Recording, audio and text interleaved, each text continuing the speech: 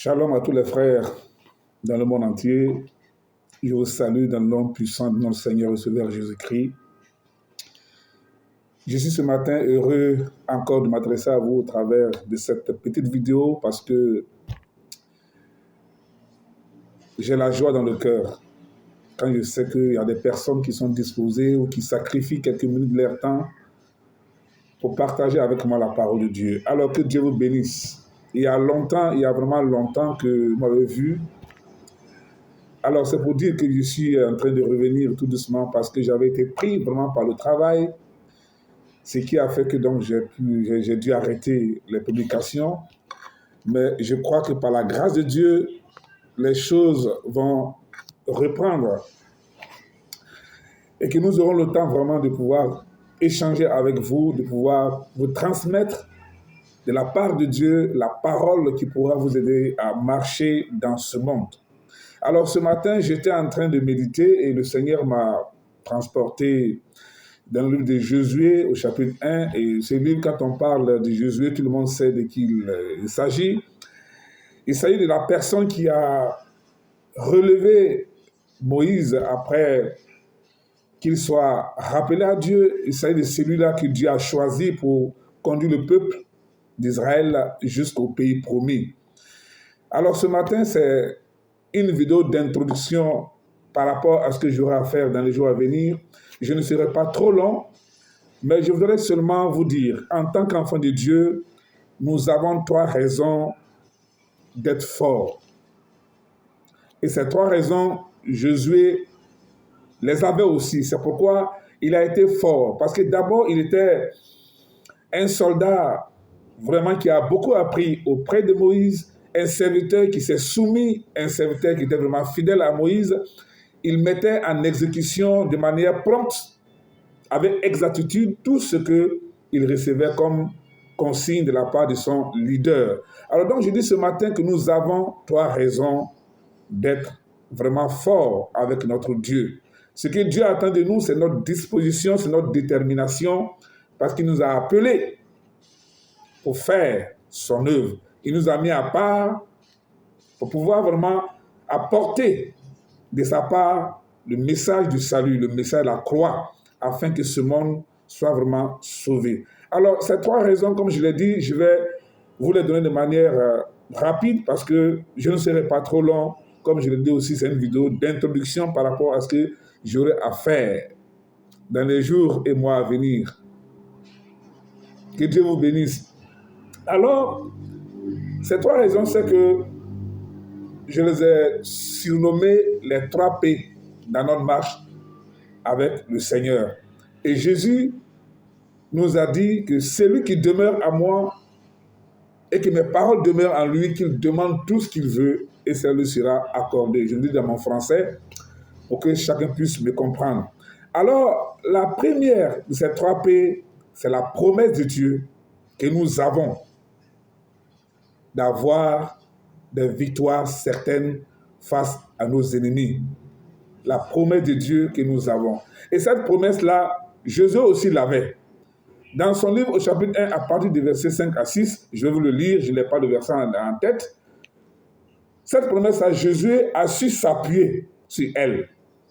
Parce que Dieu nous a promis. Au travers de sa parole, il disait à Josué au chapitre 1, verset 5 à 6, il disait ceci que je vais vous lire rapidement. Il dit, « Nul ne tiendra devant toi tant que tu vivras. Je serai avec toi. Comme j'ai été avec Moïse, je ne te délaisserai point, je ne t'abandonnerai point.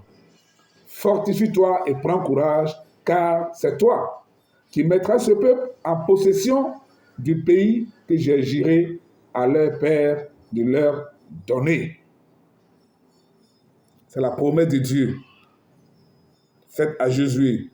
C'est la promesse de Dieu faite à nous aujourd'hui en tant que serviteurs de Dieu, en tant que disciples, d'une victoire certaine que nous aurons en face de nos adversaires.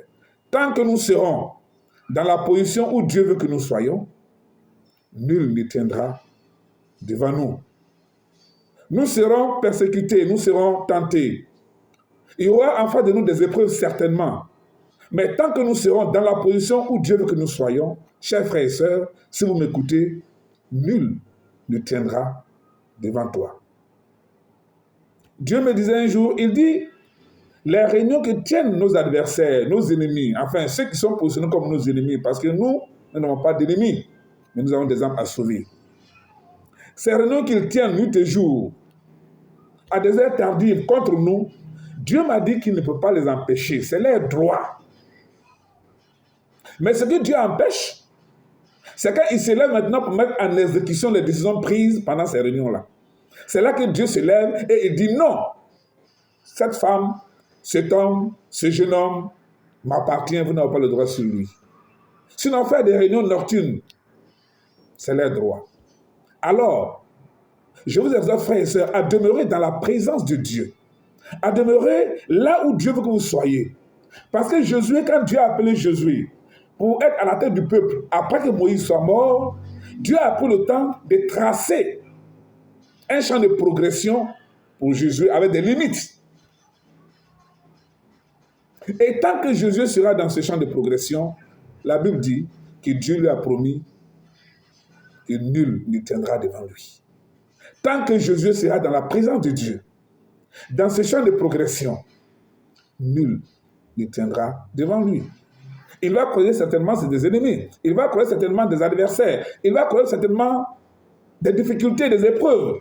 Mais la Bible dit, Dieu dit au travers de sa parole que nul ne tiendra devant Josué. Donc, le premier P, c'est la promesse de Dieu d'une victoire certaine face à nos adversaires. Le deuxième P, c'est la parole de Dieu pour diriger sûrement les enfants de Dieu que nous sommes. Et ça aussi, Jésus l'avait. Au verset 7 jusqu'au verset 8 que je vais lire, il est dit ceci. Fortifie-toi seulement et aie bon courage, en agissant fidèlement selon toute la loi que Moïse, mon serviteur, t'a prescrite. Ne t'en détourne ni à droite, ni à gauche, afin de réussir dans tout ce que tu entreprendras. Ça, c'est Dieu qui dit ça à Josué. Cette parole est encore valable pour nous aujourd'hui. Fortifie-toi seulement et aie bon courage en agissant fidèlement. Alléluia. Nous avons la parole de Dieu pour nous diriger. La parole de Dieu est pour nous une lumière, est pour nous une lampe partout où nous passerons. Tant que nous allons nous appuyer, tant que nous allons demeurer dans la parole de Dieu, nous serons toujours conduits avec assurance, avec sûreté dans ce monde. Le deuxième P, donc, c'est la parole de Dieu que nous avons pour nous diriger dans ce monde. C'est la parole de Dieu que nous avons pour nous orienter. C'est la parole de Dieu que nous avons pour nous conseiller. Parce que Dieu a dit, je t'instruirai et je te conseillerai. Je te montrerai la voie à suivre. Il nous instruit par quoi? Par sa parole. Alors, toutefois que nous serons dans cette parole-là, toutefois que nous permettrons à cette parole de Dieu de demeurer à nous, alors nous allons donc marcher avec assurance. Nous serons dirigés sûrement afin de ne pas agir en dehors de la volonté de Dieu, ce qui pourrait compromettre notre marche avec Dieu. Dans le deuxième pays, c'est la parole de Dieu que nous avons. Si nous appuyons sur cette parole, tant que nous prendrons cette parole, comme moyen de déplacement, comme moyen pour aller plus loin, nous irons toujours de victoire en victoire avec une certaine assurance. Le deuxième P, donc, c'est la parole. Alors, le troisième P, c'est la présence de Dieu pour nous soutenir. La présence de Dieu pour nous soutenir. Et ça, Jésus aussi avait cette promesse-là. Nous allons voir au verset 9. Il est dit au verset 9, « Ne t'ai-je pas donné cet ordre? Fortifie-toi et prends courage. Ne t'effraie point, ne t'épouvante point. Car l'Éternel, ton Dieu, est avec toi dans tout ce que tu entreprendras. » La présence de Dieu pour nous soutenir. La présence de Dieu à nos côtés dans ce monde pour nous soutenir. Cette présence-là, Jésus aussi l'avait expérimentée. Et Dieu lui a fait cette promesse. Sa présence pour le soutenir dans tout ce qu'il entreprendra. Dieu avait promis de le soutenir. Et nous voyons, quand nous lisons la suite dans le livre, nous voyons la manière dont Dieu a soutenu Josué face à tous les combats. Amen. Frères et sœurs, j'ai dit que je ne serai pas long, c'est une courte vidéo. C'est une vidéo d'introduction par rapport à ce que j'aurai à faire, comme je l'ai dit, dans les jours et mois à venir. Donc, je voudrais que chacun s'appuie sur ces 3 P-là pour en bénéficier. D'abord, la promesse de Dieu d'une victoire certaine face à nos ennemis. Ensuite, le deuxième P qui est la parole de Dieu pour nous diriger avec assurance, pour nous diriger sûrement dans ce monde, pour ne pas que nous ayons à aller ailleurs. Et le troisième P, c'est la présence de Dieu que nous avons à nos côtés. Je t'instruirai et te montrerai la voie à suivre. Je te conseillerai et j'aurai mes regards sur toi. Ces 3 P se résument dans ce verset-là. Oui, Dieu va nous instruire par sa parole. Il va nous conseiller. Il va nous montrer par sa parole le chemin sur lequel marcher. Il sera pour nous un conseiller. Il sera pour nous un guide. Il sera présent à nos côtés face à toute situation. Frères et sœurs, tant que nous serons dans la présence de Dieu, il n'y a rien dans ce monde qui puisse nous bouleverser.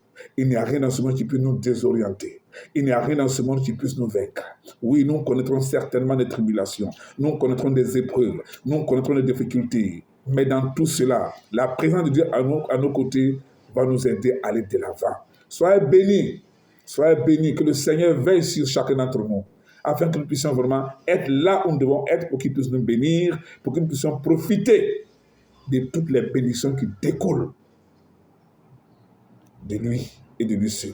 Soyez bénis, je vous souhaite tous bon week-end, que Dieu vous bénisse. Amen.